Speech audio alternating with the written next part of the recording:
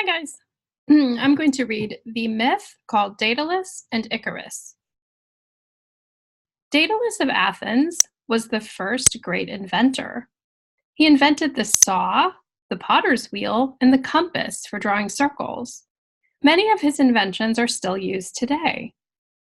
Daedalus became known throughout the world. Minos, the king of Crete, invited him to Knossos, the capital of his kingdom. There, Daedalus built a royal palace whose ruins can still be seen. It was one of the largest, most beautiful buildings in the ancient world. Daedalus also built a labyrinth beneath Minos's palace. The labyrinth was a network of tunnels and passages that twisted and turned in every direction. It was a perfect place to keep treasures. It was also a perfect place to keep people and creatures that Minos did not want to be seen. People who entered the labyrinth would never find their way out again unless they possessed the magic key. The key was a ball of thread. They tied it to the entrance and rolled it into the labyrinth. The thread led them through the tunnels to wherever they wanted to go. To go out, they followed the thread back to the entrance. Daedalus had invented this magic ball of thread. He had only made one, which he gave to Minos. How pleased Minos was with Daedalus's gift. "You must stay with me in Knossos as my honored guest," he said. Minos gave money to Daedalus to build his own palace. He gave him one of his daughters to be his wife. Her name was Naucrate. Daedalus loved her very much. Together they had a son, whom they named Icarus. Icarus grew up to become a handsome young man. Minos made sure that Daedalus and his family had everything they wanted. Then Naucrate died. Daedalus began longing to return to Greece. He hadn't seen his native city of Athens for 20 years. Icarus was eager to go too. His father had told him stories about the world beyond Crete's little island. Icarus wanted to see these places for himself.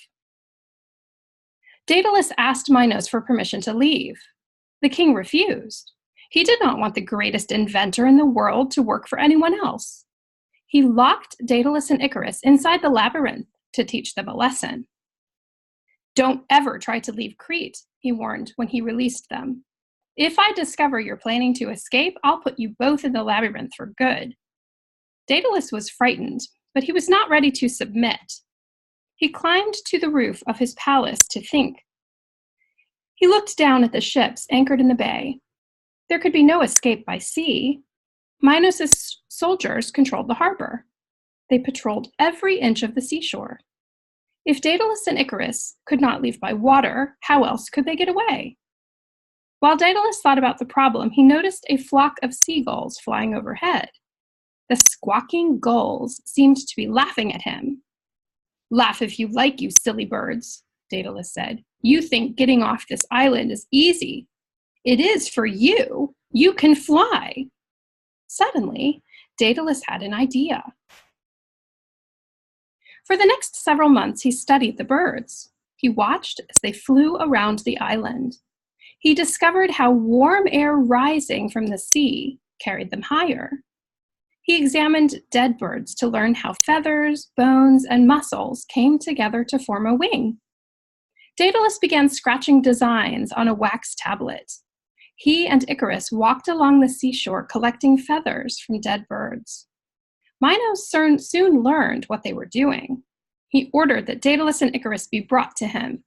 "What are you up to?" he asked. "Tell me the truth, or I'll put you both back in the labyrinth." "I'm going to build a pair of wings for Icarus and myself," Daedalus answered. "We're going to learn how to fly."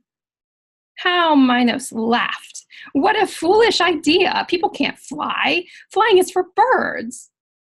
"People can do anything if they think long and hard about it," Daedalus replied. Minos dismissed them. "Go ahead, make all the wings you like. You'll never escape from Crete that way."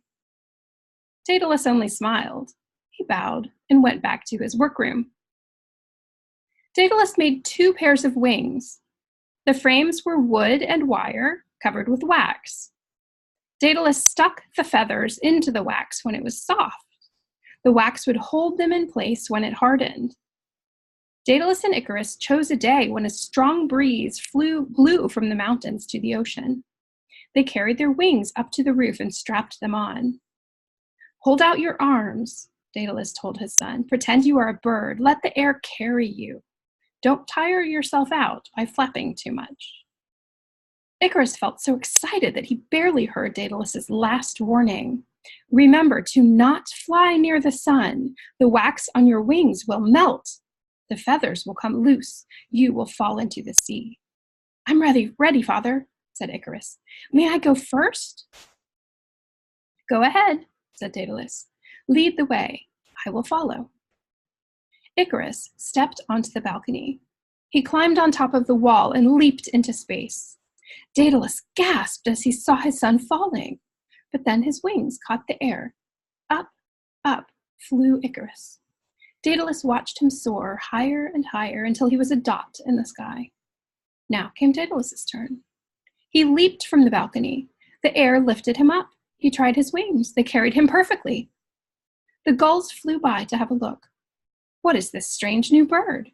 they seemed to call to each other. Daedalus looked up. He saw Icarus flying toward the roof of the sky. "Where is that boy going?" he muttered. "He is much too high. He must not go near the sun." Daedalus raised his voice. "Icarus, come back!" But Icarus was too far away to hear.